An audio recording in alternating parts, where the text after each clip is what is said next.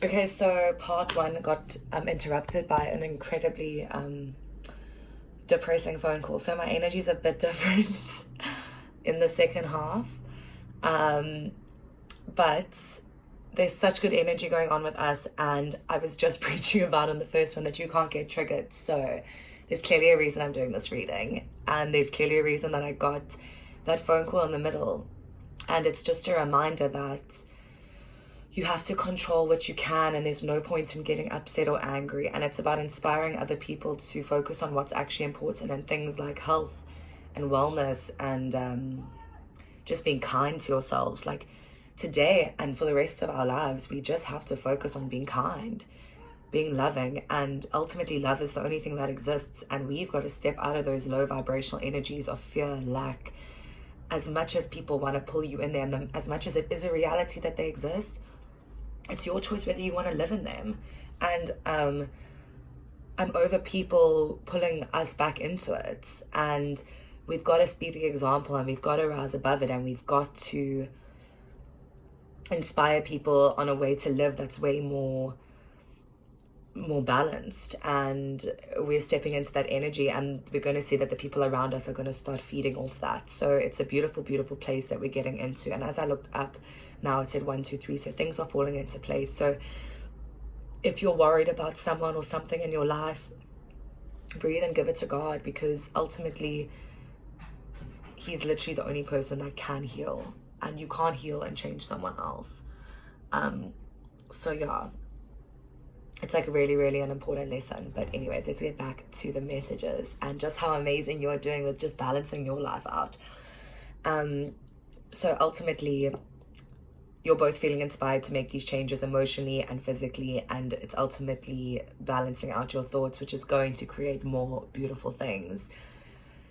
And Spirit is wanting to say that as a divine feminine, your hard work is nearly over for this cycle. You've worked hard, you've healed, you're in the process of healing still, and you're rounding up a lot of lessons at this point of those hard work, and you're going to start reaping the rewards of it.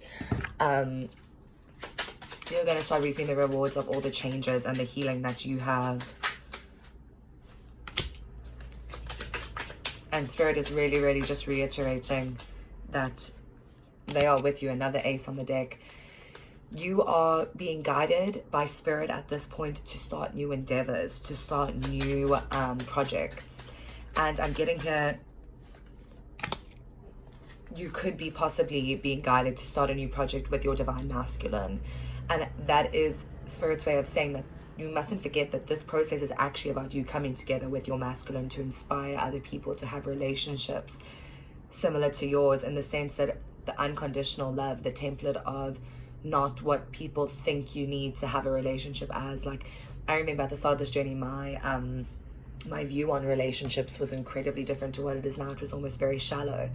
And we went through that whole process on this journey of seeing that you actually come together for a bigger soul mission, for a soul purpose, and you're going to be getting more clarity on that purpose of yours. And it's almost like your masculine is stepping into the energy of getting into mission mode, into mission work mode. And it's fucking cool, because that's ultimately, the fact that this message has come up means that it's on the horizon. I don't think that this is in the immediate future, but it's almost like that's what you're working towards, getting into that place of being able to do your mission work together and inspire the masses and make that change. And it's about raising consciousness, and it's about, there's a lot of karma that's being represented by the way that society has been operating for far too long. We've accumulated a lot of negative karma and negative repercussion because of how we have been fucking with the negative energies, and we've been exploited, and we've had big corporations running the world in a way that suits them and their greed. And us as divine feminines and divine beings that have woken up to the fact that we're in a society and system that really is not beneficial to people. It's beneficial to certain people, but not people in general. And we've got people that are running the world that are very, very dark and very, very selfish.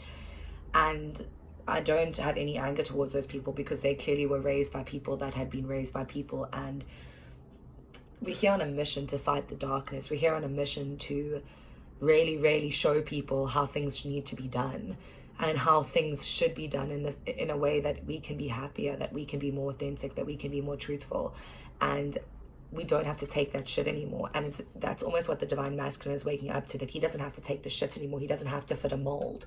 And I think that a lot of men in this world feel like they need to fit a mold.